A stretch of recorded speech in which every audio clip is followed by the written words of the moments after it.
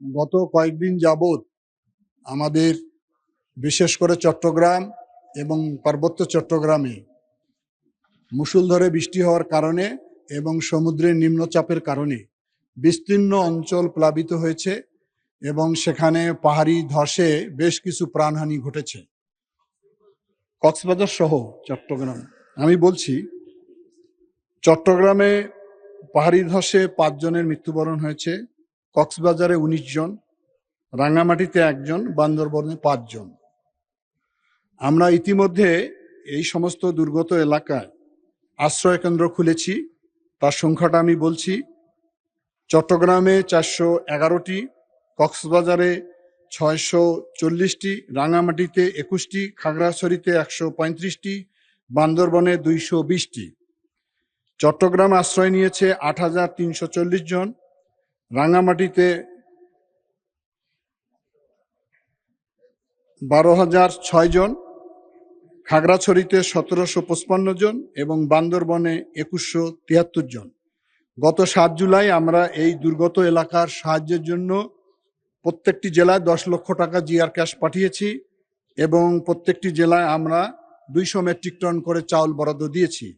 আজকে আবার আমরা আমাদের মন্ত্রণালয় থেকে 25 লক্ষ টাকা চট্টগ্রামে, 20 লক্ষ টাকা কক্সবাজারে, 10 লক্ষ টাকা রাঙ্গামাটিতে, 10 লক্ষ টাকা খাগড়াছড়িতে, 10 লক্ষ টাকা বান্দরবনে দিয়েছি এবং 300 মেট্রিক টন চট্টগ্রামে, 250 মেট্রিক টন কক্সবাজারে, রাঙ্গামাটিতে 200 মেট্রিক টন, খাগড়াছড়িতে 200 মেট্রিক টন, বান্দরবনে 200 মেট্রিক টন। ঝুঁকিপূর্ণ এলাকার লোকজনকে নিরাপদে আশ্রয় নেওয়ার জন্য মাইকিং অব্যাহত রেখেছি আমরা। আশ্রয় কেন্দ্রে আশ্রিত লোকজনের সুপ্রিয় পানি, স্যানিটেশন, শিশু খাদ্য, 3 বেলা খাবারের ব্যবস্থা করা হয়েছে। এর বাইরেও আমাদের মাননীয় প্রধানমন্ত্রী আমাদেরকে নির্দেশ দিয়েছে, আমাদের মন্ত্রণালয় সচিব মহোদয় ওই অঞ্চলে অবস্থান করছেন এবং জেলা প্রশাসন, উপজেলা পরিষদকে আমরা দায়িত্ব দিয়েছি, তারা সার্বক্ষণিক দেখভাল করছেন এবং মাননীয় প্রধানমন্ত্রী তার ত্রাণ ভান্ডার থেকে প্রত্যেকটি জেলায় 20 লক্ষ টাকা ইতিমধ্যে উনি বরাদ্দ দিয়েছেন এবং উনি সার্বক্ষণিক এটি দেখভাল করছেন, আমাদেরকে নির্দেশনা দিচ্ছেন। আমি মনে করি আগামীকাল 2 দিন যেহেতু সম্ভবত সংসদ অধিবেশন মুলতবি থাকবে, এই মুহূর্তে যদি আমাদের সংসদ সদস্যবৃন্দ তার এলাকায় যান এবং সেখান থেকে যদি তারা আমাদের সঙ্গে যোগাযোগ রাখেন, আরো যদি প্রয়োজন হয় অবশ্যই আমরা সেখানে জরুরি বরাদ্দ দিব।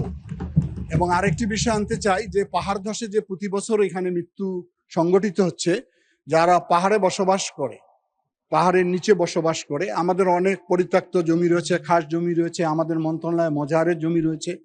আপনারা যদি সংসদ সদস্যবৃন্দ ওখানে এই সচেতনামূলক কাজটা করে দেন, তাহলে আমরা তাদেরকে নিরাপদ জায়গায় আমরা তাদের আশ্রয় কেন্দ্র বা বাড়ি বানিয়ে দিতে চাচ্ছি। সুতরাং আমি আশা করি মাননীয় সংসদ সদস্য বৃন্দ ওই অঞ্চলে যারা রয়েছেন তারা এই ব্যাপারে যদি আমাদেরকে সহযোগিতা প্রদান করেন, তাহলে ভবিষ্যতে যাতে পাহাড় ধসে মানুষের মৃত্যু সংঘটিত না হয়। ধন্যবাদ মাননীয় স্পিকার।